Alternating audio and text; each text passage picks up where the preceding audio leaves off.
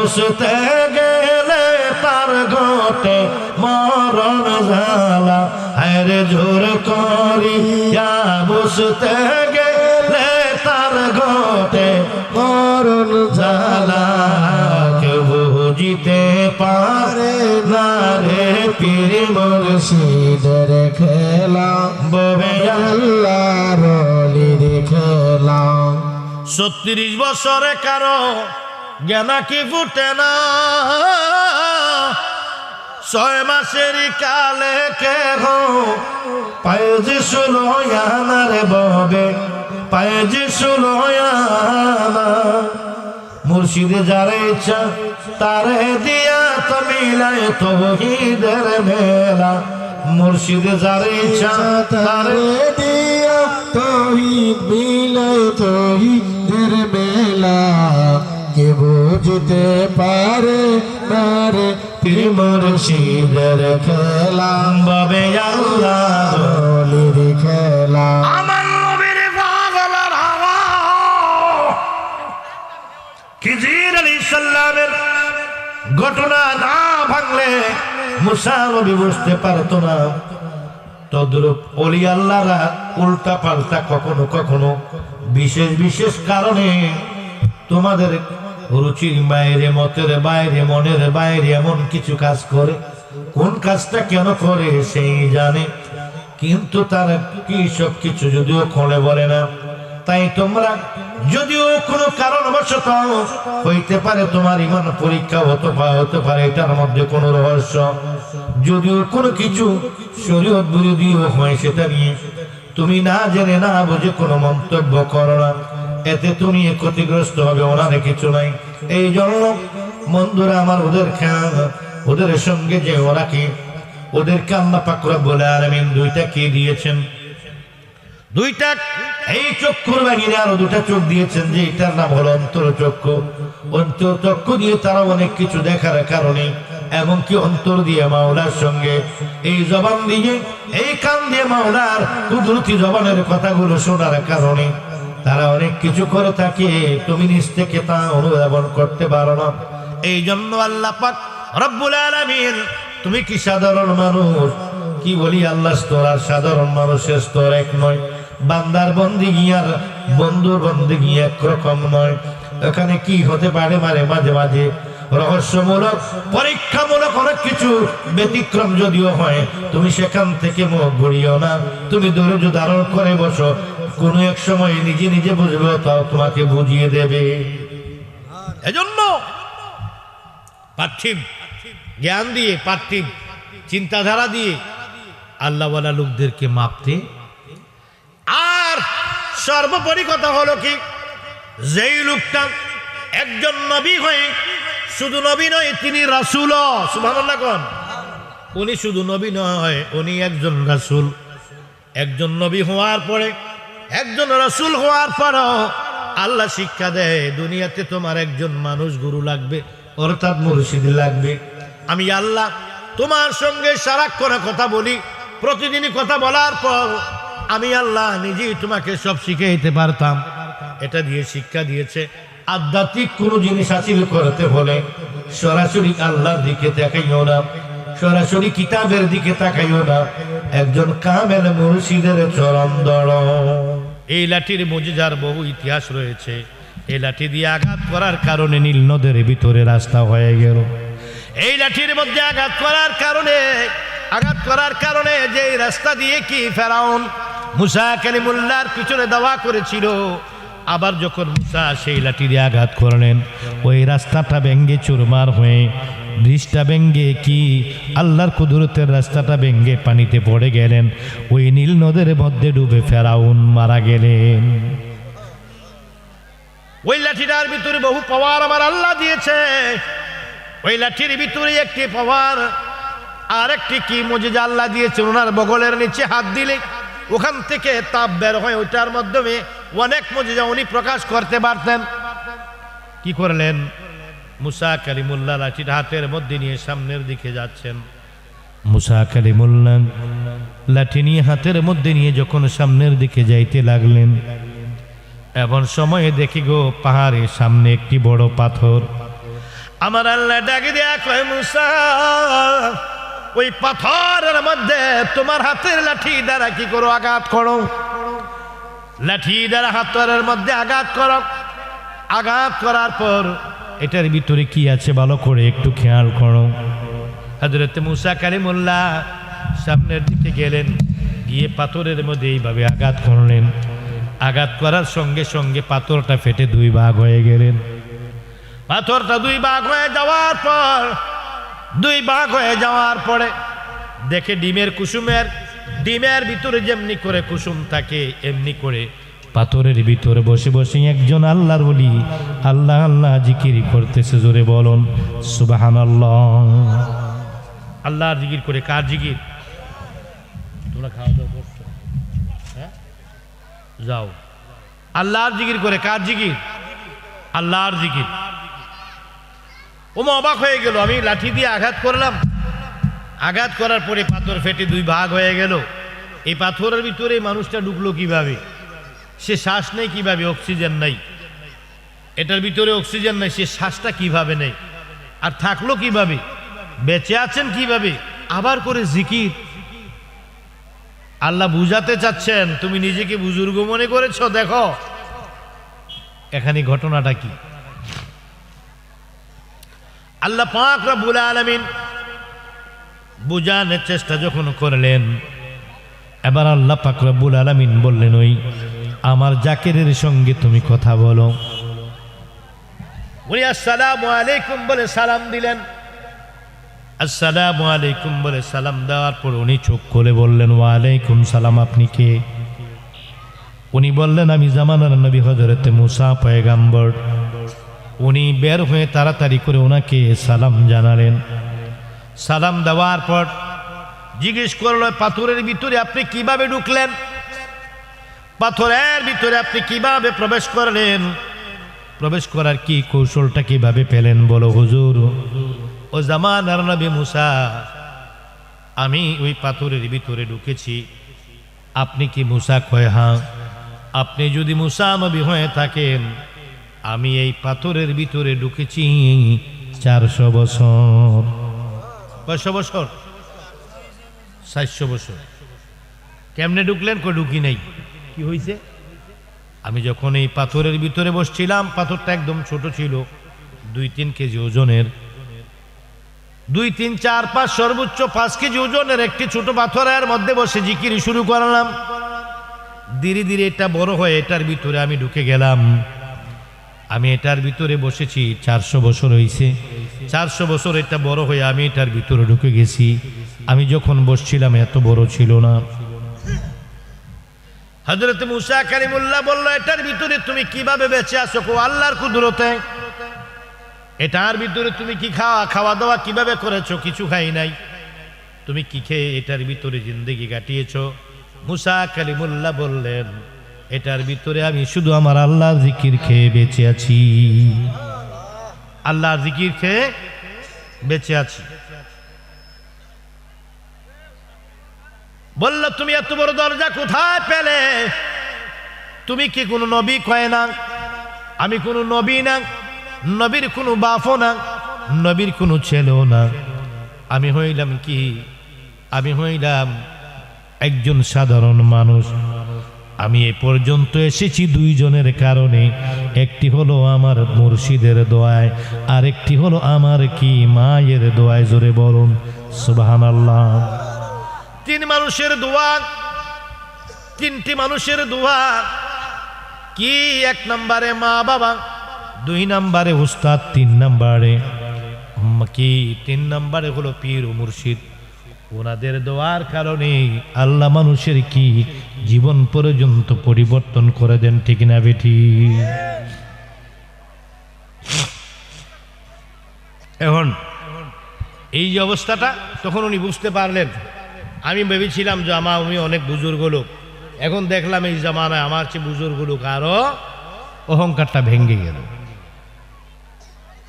তাহলে উনি এত বড় যে কি পাইলেন, এত বড় এই মর্যাদাটা পেলেন কিসের দ্বারা? আল্লাহর জিকিরের দ্বারা। কিসের দ্বারা? আল্লাহর জিকির। সারাদিনে কত হাজার শব্দ আপনি ব্যবহার করেছেন জবান থেকে দুনিয়ার জন্য, আর কত হাজার শব্দ ব্যবহার করেছেন আল্লাহর জন্য। বলেন, বেশি কিছু তো লাগে না। সুবহানাল্লাহ তো বলতে পারতেন হেঁটে হেঁটে। খাওয়ার সময় বিসমিল্লাহ বললে চলতো, খাওয়ার পরে আলহামদুলিল্লাহ বললেই চলতো, রাস্তা দিয়ে মানুষকে সালাম দিলেই চলতো, দৈনিক 5 বার উজু করে 5 বার আল্লাহকে সেজদা করলেই তো চলতো। এত কঠিন কাজ তো না। আল্লাহ তো বলছেন আপনাকে পানির নিচে ডুব দিয়ে থাকতে, আল্লাহ তো বলছে না লাভ দিয়ে তুমি আকাশে উঠে যাও, আল্লাহ তো বলছে না বউজি ফালায় তুমি জঙ্গলে চলে যাও। সংসারে থেকে যেই ব্যক্তি সাধন করে ওই তো সবচেয়ে বড় ওলি। সুবহানাল্লাহ কন্যা, আর বলুন সুবহানাল্লাহ। আমার সাথে বলুন, আমার সাথে বলুন আপনারা সবাই, মানুষ বানাইল আল্লাহ প্রেমের কারণে। ওরে মানুষ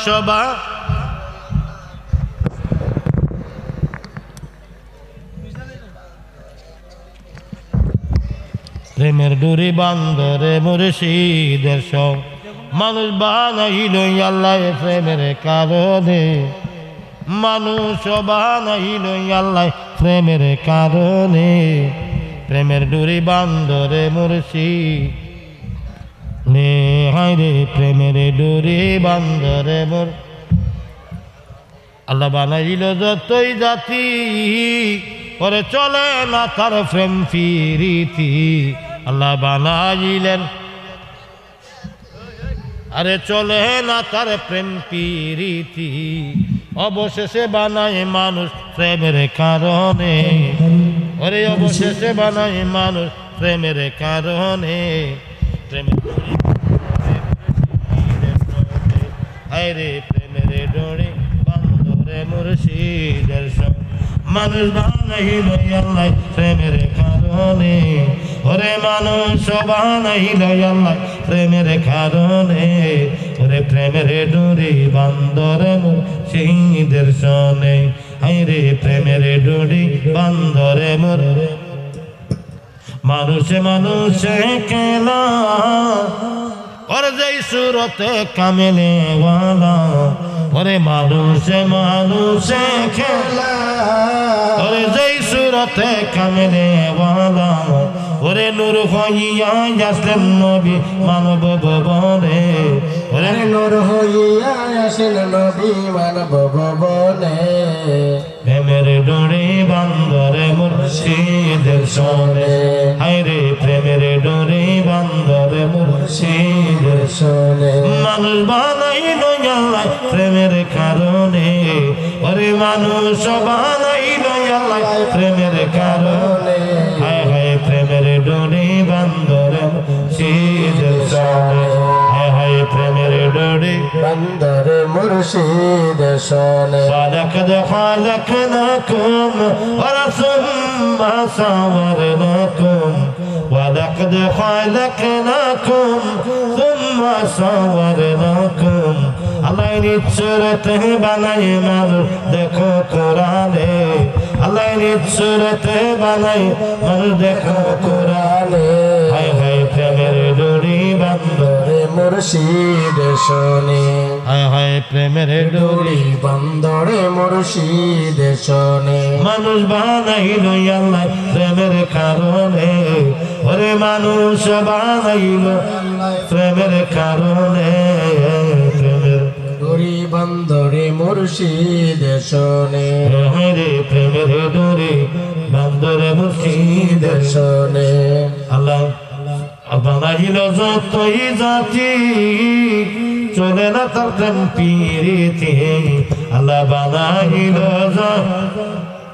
যতই জাতি, ওরে চলে না তার প্রেম প্রীতি।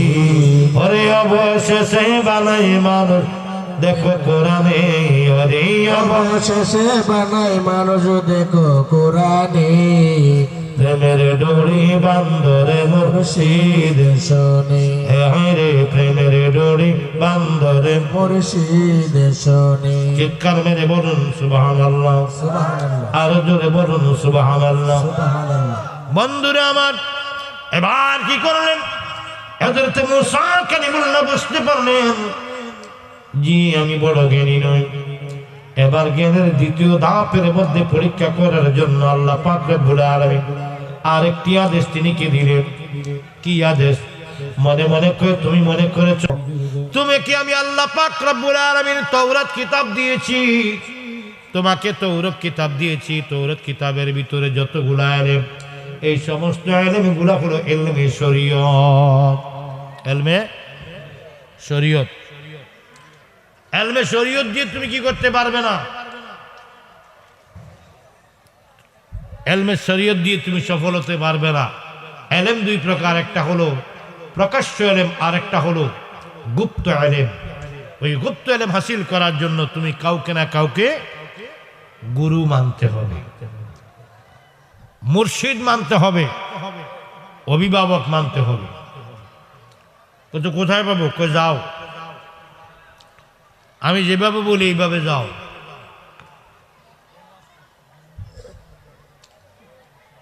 আল্লাহ লোকেশন দিলেন, এইভাবে এইভাবে যাও, পানির নিচে যাবে, পানির নিচে যাওয়ার পর একজন বুজুর্গ লোকের দেখা পাবি, ওনার কাছে যে আমার কথা বলবে, আল্লাহ পাঠাইছে আপনার কাছে কিছু শিক্ষা গ্রহণ করার জন্য। মুসা নবী, আমার কথাটা ভালো করে বুঝেন, একটু পিক ফালান না কিছু দাও, বই গ্লাসটাই দাও। মুসা নবী যেই লোকটা সরাসরি আল্লাহর সাথে কথা বলে, আল্লাহ ওনাকে সবকিছু বইলা দেয়, আল্লাহ কথা বলে উনি শুনে, আর স্বপ্নে ওনার সরাসরি, হয়তো আল্লাহর চেহারাটা খালি দেখে না, কথাগুলো। মুসা নবী যে আল্লাহর সাথে কথা বলতো, এটা সঠিক কিনা? তো মুসা নবী যেই লোকটা সরাসরি আল্লাহর সাথে কথা কয়, এই লোকটার কি আর আলাদা উস্তাদ লাগে? এই প্রত্যেকটি মানুষের একজন উস্তাদ যে দুনিয়াতে লাগবে, একজন মানুষ গুরু লাগবে। কি গুরু? সর্বসাধন সিদ্ধ হয় তার, সর্বসাধন সিদ্ধ হয় তার, ভবে মানুষ গুরু নিষ্ঠা যার, ভবে মানুষ গুরু নিষ্ঠা যার। সর্বসাধন সিদ্ধ হয় তার। দেখুন আল্লাহ বলেন, মুসা আল্লাহ মানতে হবে না, আল্লাহর হুকুম মানতে হবে।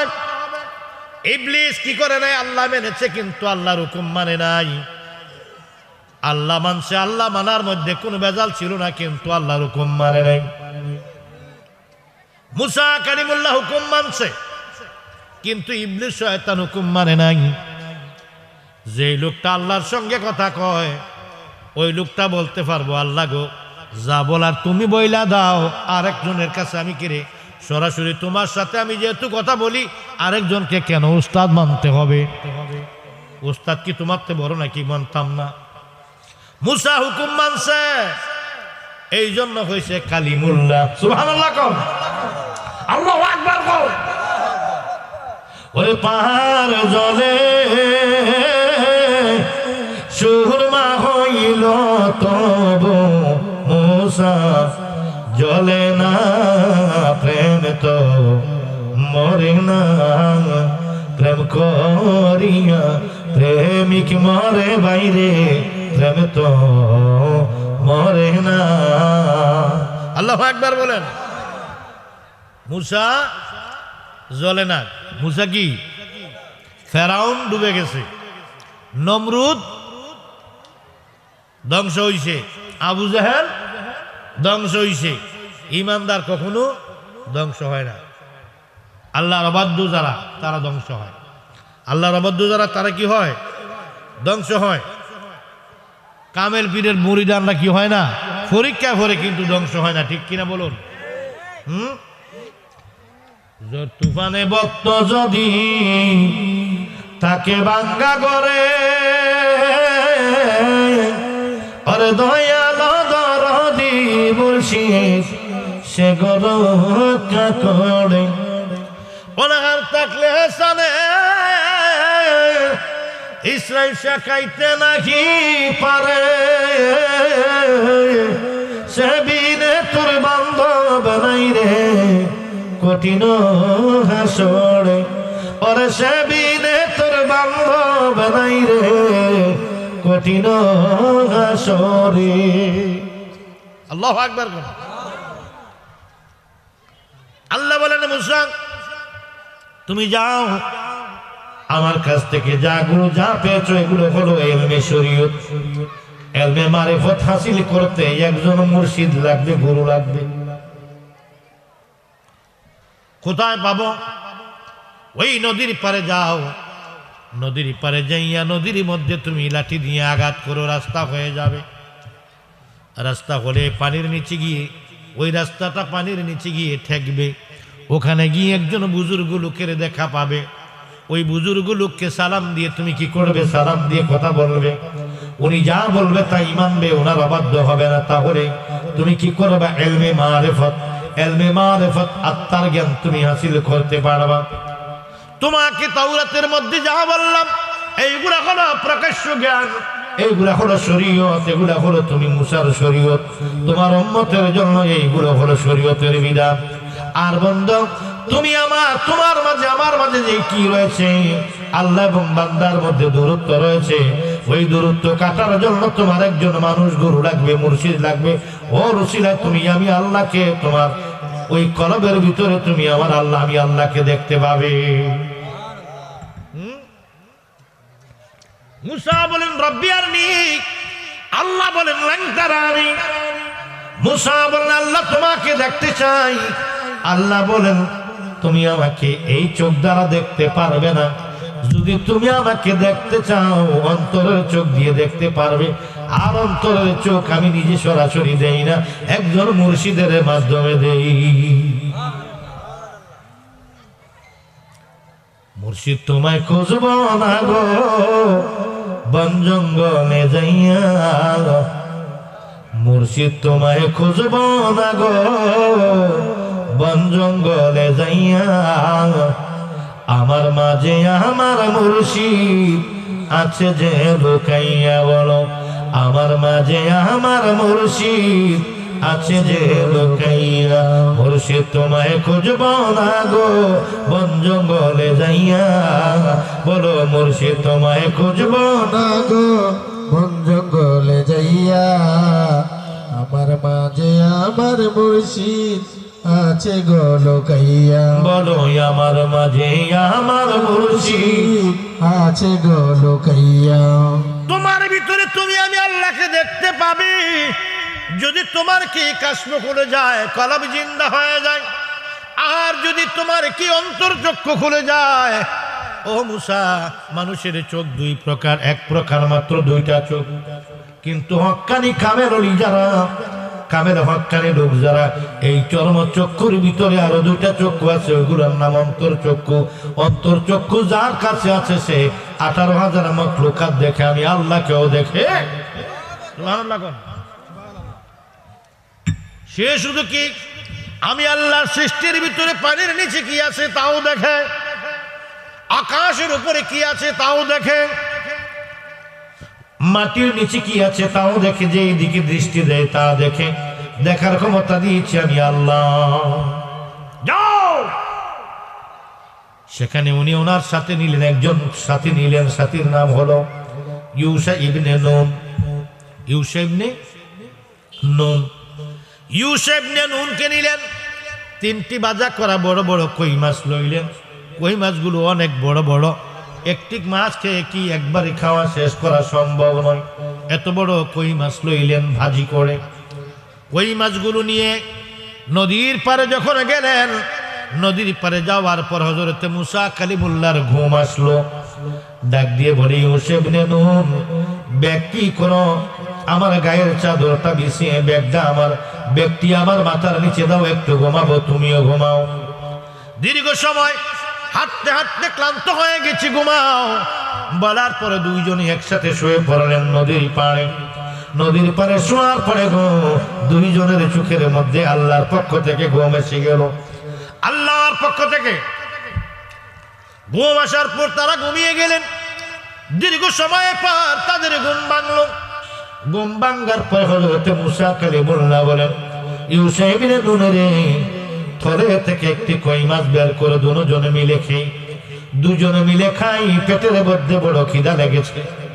ইউসা ইবনে নুন ওই থলের ভিতর থেকে কি করলেন, একটি কই মাছ বের করলেন। কই মাছটা কি করলেন, কই মাছটা হঠাৎ করে নিজে নিজে আল্লাহর কুদরতে জিন্দা হয়ে গেছে।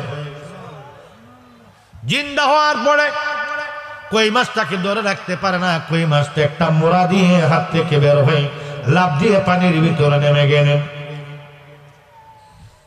কই মাছ পানিতে পড়ার পরে কই মাছটা যেদিক দিয়া গেছে ওই দিকে একটা কি হয়ে গেছে, সুরঙ্গ রাস্তা হয়ে গেছে। বাংলাদেশে পানির নিচে দিয়ে এখন রাস্তা করছে না, ট্যানেল, ট্যানেল পানির নিচে দিয়ে রাস্তা করেছে, মাটির নিচে দিয়ে ট্রেনের ব্যবস্থা করেছে। ওটার নাম কি ট্রেন জানি, ঢাকায় মেট্রো রেল। কোন রেল? মাটির তলি দিয়ে বলে যায়, আমিও তো দেখছি না, চড়ছি না। পানির নিচে দিয়ে কর্ণফুলী নদীতে কি করেছে, রাস্তা করেছে, ওইটার নাম নাকি ট্যানেল। বন্ধু, ওই কই মাছ আমার আল্লাহ পাক রব্বুল আলামিনের মতো বড় বিজ্ঞান, যত বিজ্ঞান বলো আমার আল্লাহর কুদরতের উপরে কিছু নাই, ঠিক কিনা বেটি? কই মাছ ব্যাগ থেকে বের হয়, করার পরে জিন্দা হয়, মাটির কি জিন্দা হয়, কি করলেন, পানির ভিতরে যখন কই মাছটা চলে গেলেন, কই মাছটা যেভাবে গেছে এইভাবে একটি রাস্তা হয়ে গেছে। আল্লাহ ডেকে বলে, ও মুসা, ওই রাস্তা দিয়ে তুমি সামনের দিকে আগাও। মুসা কালিমুল্লাহ ওই রাস্তা দিয়ে সুন্দর করে কি করলেন, হাঁটতে লাগলেন। হাঁটতে গো ওই পানির গভীর তলদেশের মধ্যে গেলেন। গিয়ে দেখেন একটি কুরসির মধ্যে, নুরানি একটি চেয়ারের মধ্যে এক বিশাল বড় বুজুর্গ লোক বসে আমার আল্লাহর জিকির করে। পানির নিচে। কোথায়? পানির নিচে। মহিমা তোমার অসীময় পার, আলহামদুলিল্লাহ আলহামদুলিল্লাহ। মহিমা তোমার অসীময় পার, আলহামদুলিল্লাহ আলহামদুলিল্লাহ। কি বলিব আমি মহিমা তোমার, কি বলিব আমি মহিমা তোমার, আলহামদুলিল্লাহ আলহামদুলিল্লাহ। মহিমা তোমার অসীময় পার, আলহামদুলিল্লাহ আলহামদুলিল্লাহ। মহিমা তোমার অসীময় পার, আলহামদুলিল্লাহ আলহামদুলিল্লাহ। মুসা কালিমুল্লাহ গিয়ে দেখেন পানির নিচে একজন বাদশাহ বসে আছেন। এত সুন্দর নুরানি এক কুরসির মধ্যে বসে আছেন, সুন্দর চেহারা, লম্বা লম্বা দাড়ি, সাদা পোশাক পরিহিত, এক বড় কি নুরানি চেহারাওয়ালা একজন বুজুর্গ বসে আছেন। আমার আল্লাহ কয়, ওনার কাছে তোমাকে পাঠিয়েছি, উনি তোমার কি আধ্যাত্মিক রুহানি শিক্ষক, উনি তোমার মুর্শিদ। মুর্শিদ মানে কি? শিক্ষক। মুর্শিদ মানে অভিভাবক, মুর্শিদ মানে পথ প্রদর্শক।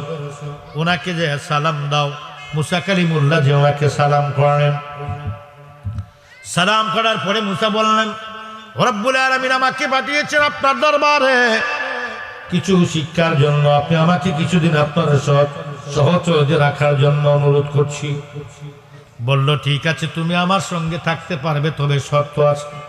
কি আছে?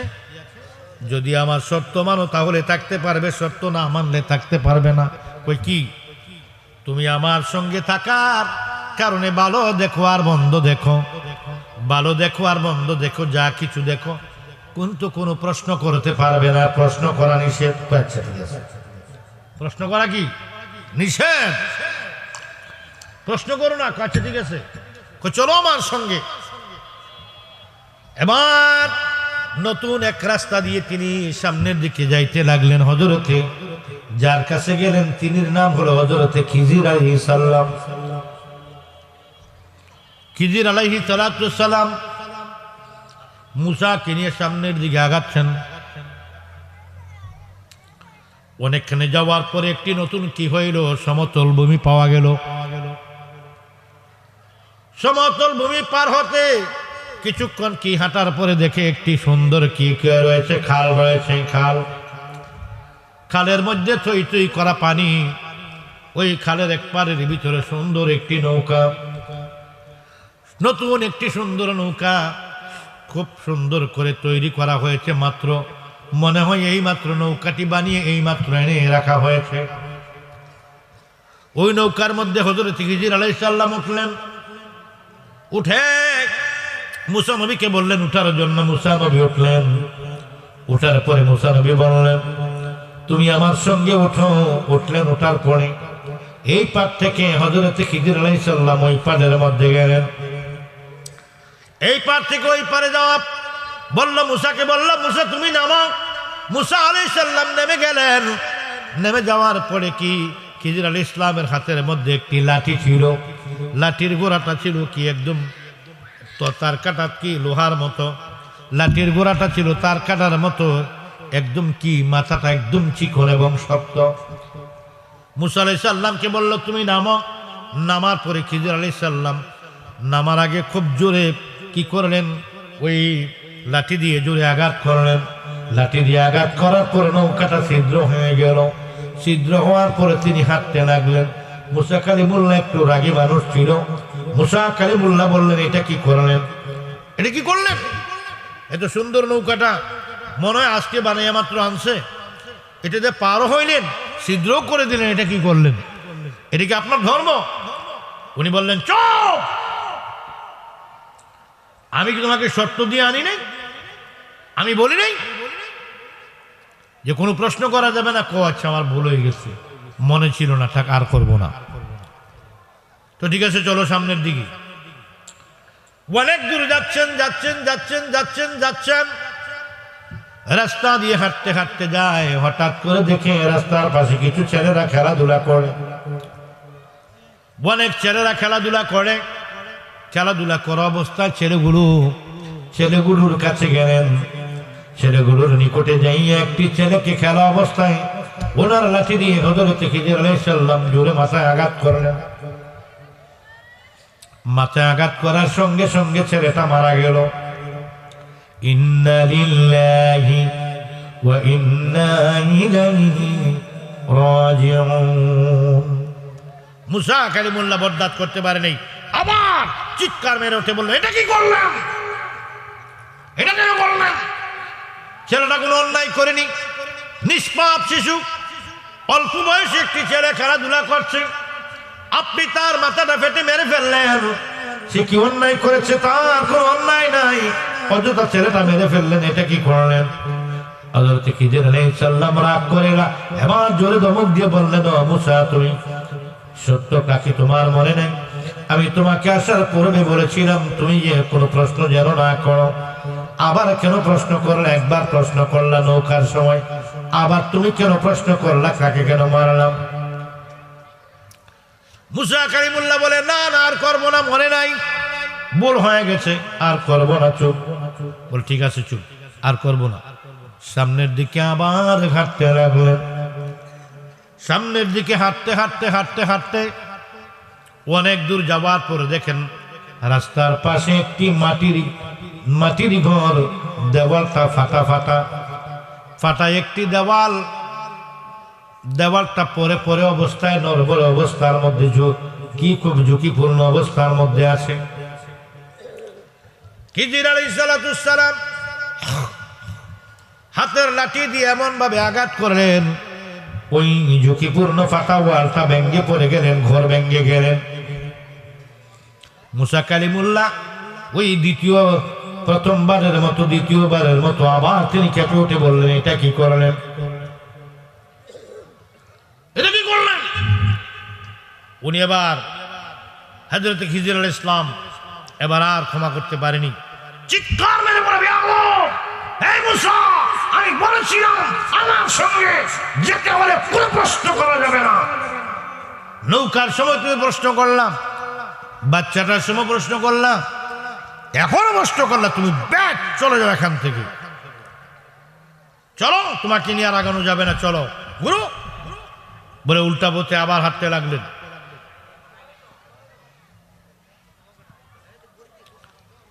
ওনাকে বিদায় দিয়ে দিয়ে বলে তুমি আমার সঙ্গে থাকার মতো ধৈর্য তোমার নেই, আমার সঙ্গে থাকার মতো ধৈর্য তোমার নেই, তুমি ফিরে যাও।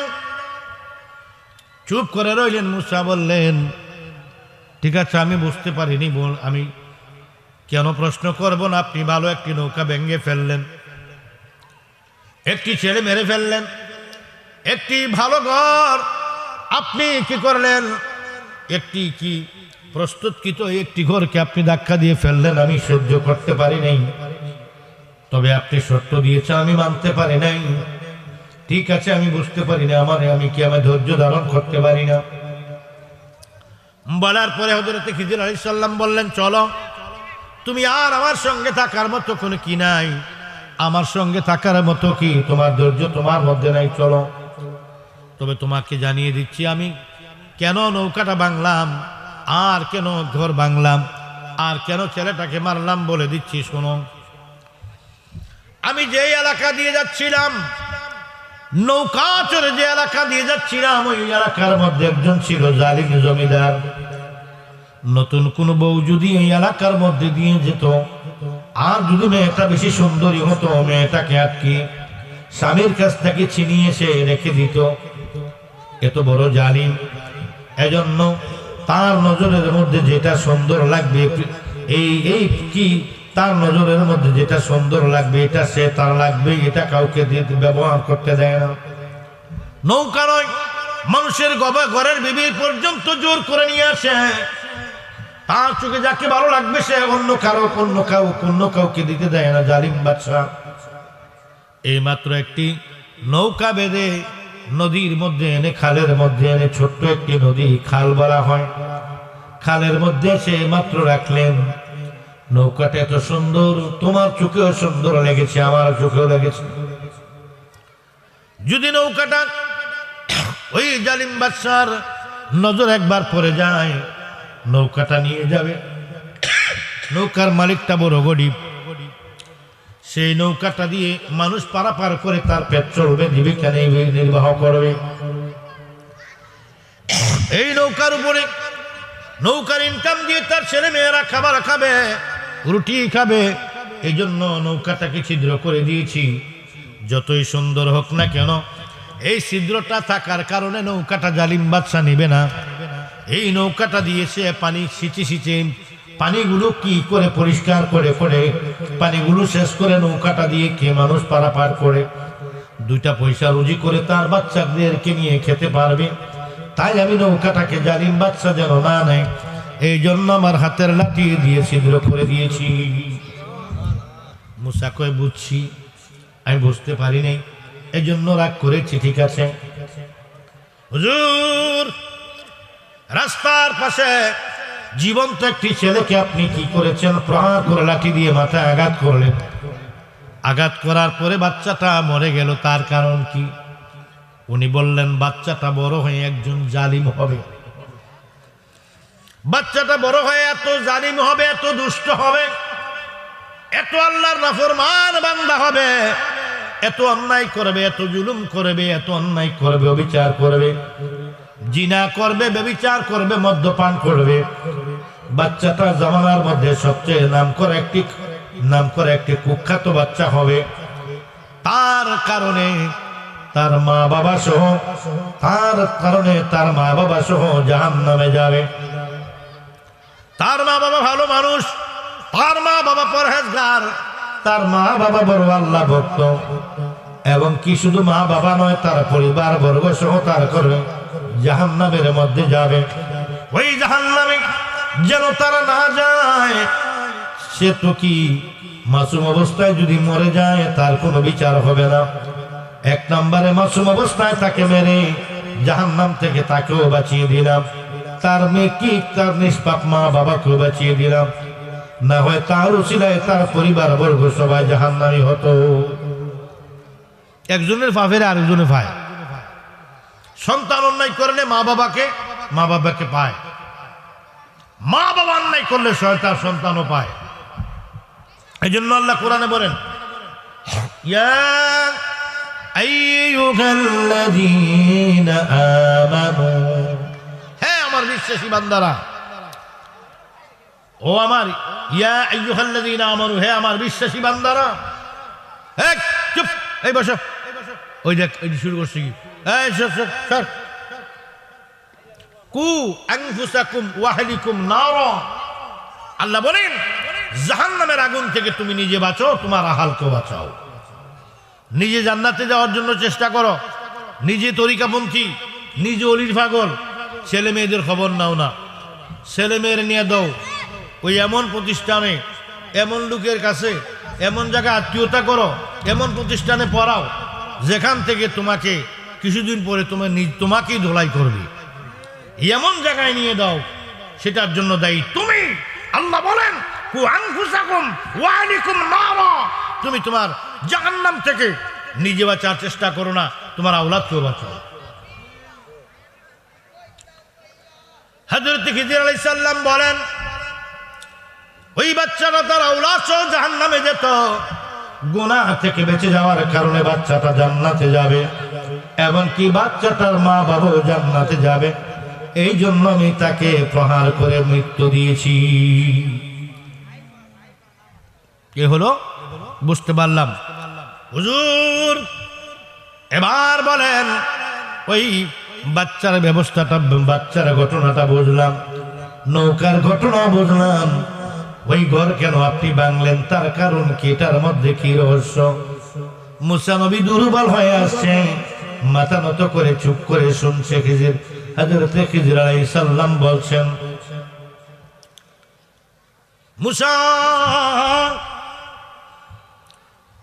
ওই ঘরের দুটো কি রয়েছে, দুইটা ছোট ছোট বালক রয়েছে, তাদের মাও নাই, তাদের বাবাও নাই, বাচ্চা দুইটা আছে, তাদের মাও দুনিয়া থেকে চলে গেছে, দুনিয়া থেকে ইন্তেকাল করেছে, মৃত্যুবরণ করেছে, বাবাটাও নাই, মাও নেই।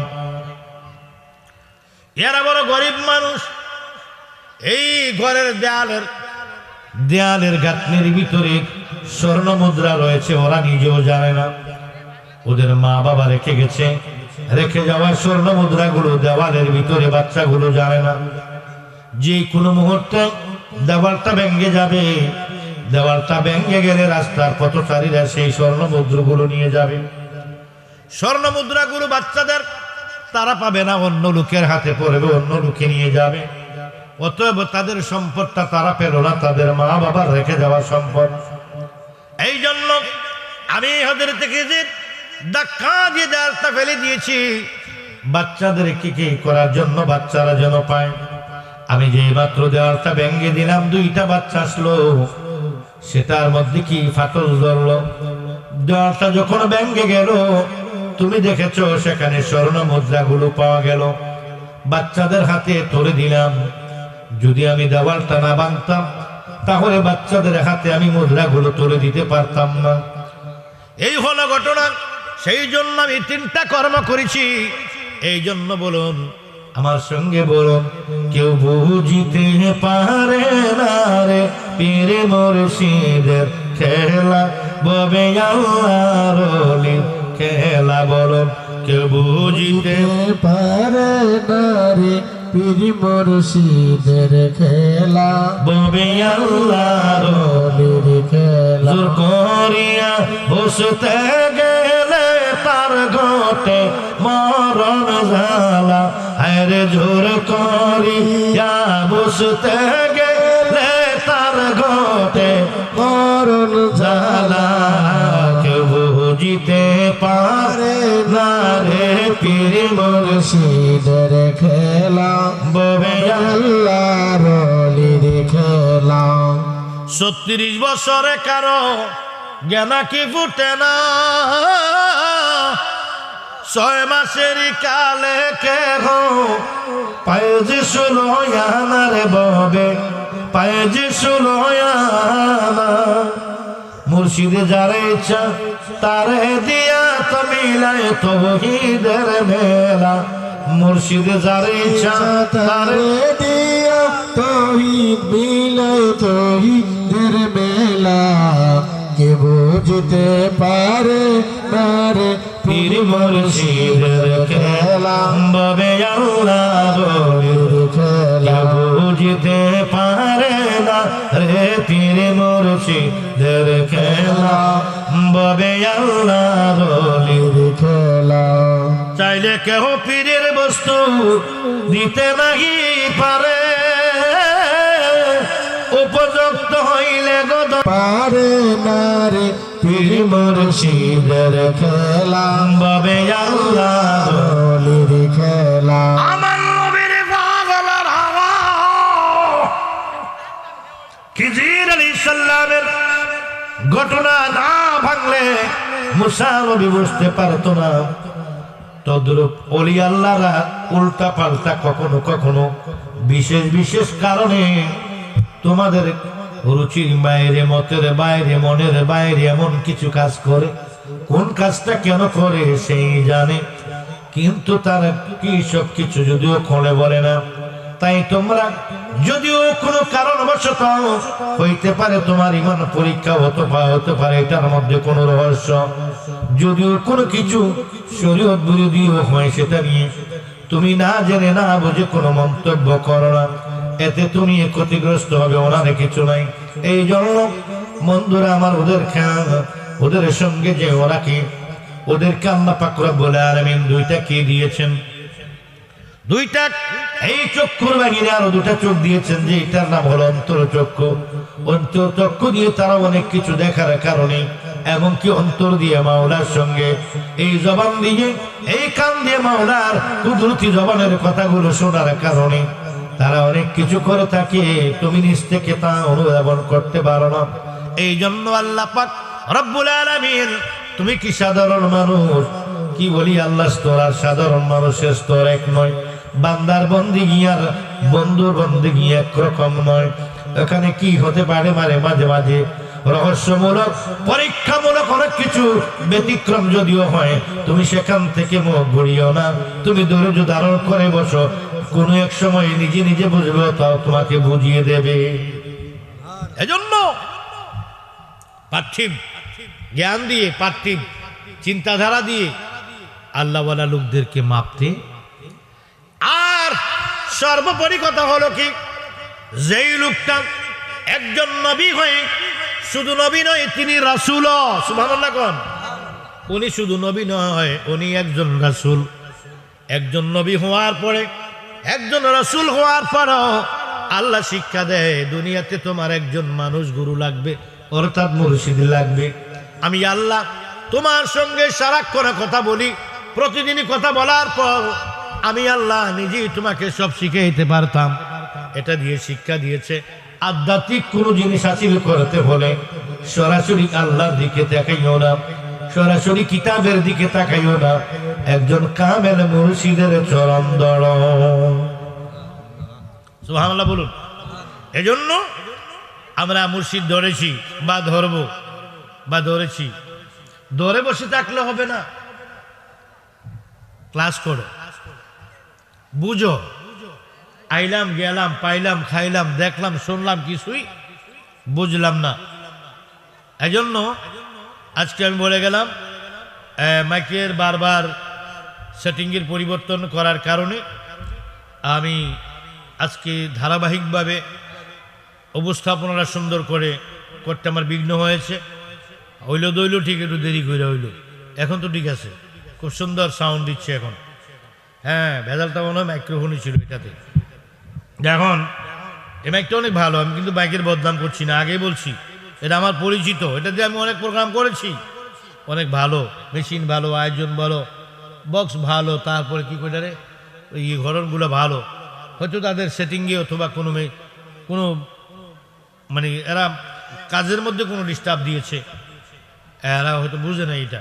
তো সেই জন্য এই যান্ত্রিক সমস্যার কারণে আমি চেয়েছিলাম অনেক ভালোভাবে উপস্থাপন করার জন্য, আমি পারিনি। তো আজকে ইনশাআল্লাহুল আজিজ আমি মাহফিলটা উদ্বোধনী আলোচনাটা করে গেলাম। আমার পরে এই যাও না ফারুক মিয়ার আলেম নিয়ে আসতে, তা আমার পরে যে আসবে সে ভালো করে আলোচনা করবে, ফজর পর্যন্ত আলোচনা চলবে ইনশাআল্লাহুল আজিজ। আমি আপনাদের এই মাহফিলের নিয়মিত একজন বক্তা, প্রতি বছরে আমি এসে থাকি, হায়াতে বাঁচলে ভবিষ্যতে ডাকলে আবার আসবো ইনশাআল্লাহ। নারে তাকবীর, জোরে কর নারে তাকবীর। নারে রিসালাত, ইয়া রাসূলুল্লাহ, আহলে সুন্নাত ওয়াল জামাত, জিন্দাবাদ আহলে জিন্দাবাদ সুন্নাত ওয়াল জামাত। জিন্দাবাদ। জালালী হুজুরের আগমন, শুভেচ্ছা স্বাগতম, না জালালী হুজুরের আগমন। শুভেচ্ছা স্বাগতম। নারে তাকবীর, আল্লাহু আকবার। নারে রিসালাত, ইয়া রাসূলুল্লাহ। আহলে সুন্নাত ওয়াল জামাত। হযরত পীর কামিল মুর্শিদ মুকাম্মিল হযরত মাওলানা নাসির, আসসালামু আলাইকুম, ভালো আছেন? মাওলানা নাসিরউদ্দিন জালালী পীর সাহেব আপনাদের মধ্যে এসেছেন, প্রাণ ভরে আপনাদেরকে আলোচনা শোনাবেন আর আপনার ধৈর্য সহকারে বসবেন। এতক্ষণ মাইকের যে জটিলতা ছিল, সমস্যা ছিল, এটা ইনশাল্লাহ কেটে গেছে। এখন সুন্দর সাউন্ড আসছে। হুজুর সুন্দর করে আপনাদেরকে আলোচনা শোনাবেন, দিক নির্দেশনামূলক। তা আমরা কি বুঝলাম? তাহলে আল্লাহর সঙ্গে সরাসরি যে লোকটা কথা বলতো এবং যিনি একজন নবী, যিনি একজন রাসূল, ওনাকেও শিক্ষার জন্য একজন কামেল লোকেরকে অনুসরণ করা লাগছে। আর আমাদের দেশে কয়েকটা ফোলা হয় না, এখন কি কয়, যেখানে সরাসরি রাসূলের হাদিস আছে, যেখানে আল্লাহর কোরআন আছে, এখানে আবার ফিরকি। আমার কোরআনের মধ্যে তো সব আল্লাহ বলে দিয়েছে, হাদিসের মধ্যে রাসূল বলে দিয়েছে। কোরআন হাদিস থাকতে আবার ইমাম কি, কোরআন হাদিস থাকতে আবার কি মাযহাব কি, কোরআন হাদিসের কি কি কসু বুঝস তুই, কোরআন হাদিসের কি কসু বুঝস তুই? একটা আয়াত থেকে আরেকটা, একটা আয়াত দিয়ে আরেকটা আয়াত ক্যান্সেল হয়, একটা আয়াত দিয়ে আগের আয়াতের কারণে পরের আয়াত কি হয়, বহাল হয়, পরের আয়াতের কারণে আগের আয়াত ক্যান্সেল হয়। আরে বাবা, এখানে কি আছে? শরীয়তে মুহাম্মদী, তরিকতে মুহাম্মদী, হাকিকতে মুহাম্মদী, মারফতে মুহাম্মদী। আয়াতের মধ্যে ভাগ আছে, তাহকিক আছে, তারিল আছে, কি রয়েছে? এগুলা তুমি কি বুঝো? এগুলা বোঝার জন্যই তো ইমামের দরকার, রুহানি এলেম বোঝার জন্য মুর্শিদের দরকার। যেখানে একজন রাসূলকে আমার আল্লাহ পাক শিক্ষকের কাছে, খিজরুল ইসলামের কাছে পাঠায়, যেখানে আব্দুল কাদের জিলানীর মতো একজন বিজ্ঞ আলেম, গরিবে নওয়াজের মতো বিজ্ঞ আলেম, মুজাদ্দিদ আল হোসানির মতো বিজ্ঞ আলেম, বাহাউদ্দিন নকশবন্দির মতো বিজ্ঞ আলেম, যেখানে মুর্শিদ ধরেছি, তুমি বিসমিল্লাহ আউযুবিল্লাহ বিসমিল্লাহ ভালো করে পড়তে জানো না, তুমি কপির কি? তোমার মতো এই সমস্ত এগুলো তোমাদেরকে শিক্ষা দিয়েছেন যারা, ওদের ভিতরে গন্ডগোল রয়েছে, তাদের অনুসরণ বাদ দিয়ে ওলি আল্লাহর পথে আসো, জীবন পাল্টে যাবে, দুনিয়া সুন্দর হবে, আখিরাত সুন্দর হবে। আল্লাহ আমাদের সকলকে সহি জ্ঞান বুঝ দান করে সঠিকভাবে ঈমান এবং আমলি জিন্দেগি হাসিল করার তৌফিক দান করুক, আমিন। ওয়া আখির দাওয়ানা আলহামদুলিল্লাহি রাব্বিল আলামিন। আসসালামু আলাইকুম ওয়া রাহমাতুল্লাহি তাআলা ওয়া বারাকাতুহু।